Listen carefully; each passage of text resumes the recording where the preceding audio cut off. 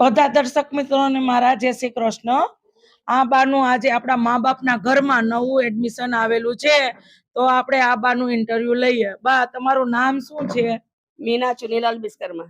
અને બા, તમારે વૃદ્ધાશ્રમમાં આવવાનું શું કારણ? મારે આવા મમ્મી પપ્પા ની लिए हमारी एक पोरी थी ते भी ऑफ થઈ ગઈ और घरवाળો भी दारू पीतो तो ते भी ऑफ થઈ ગયો, મેં બચી। બરાબર, તો કઈ પોઝિશનમાં તમે અહીંયા આવેલા?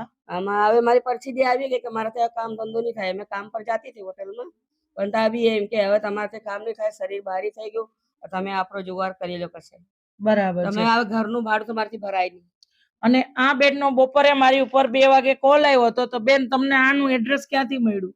હું મોબાઈલના યુટ્યુબ માંથી સર્ચ કરેલું। બરાબર છે। અને તમે અમને શું સંબંધી થાવ? હું એમની કાકાની છોકરી સિસ્ટર લાગુ છું। બરાબર છે। અને તમે અહીંયા આશ્રમમાં વિઝિટ લીધી, તો તમને કેવું લાગ્યું? મને તો બહુ સરસ લાગ્યું, ઘર જેવું માહોલ લાગ્યું। એટલી ફેસિલિટી તો ઘરમાં એ સાસુ સસરા મા બાપને નહીં મળતી, એટલું તમે કરો છો। ખૂબ જ સરસ અને સારું લાગ્યું મને।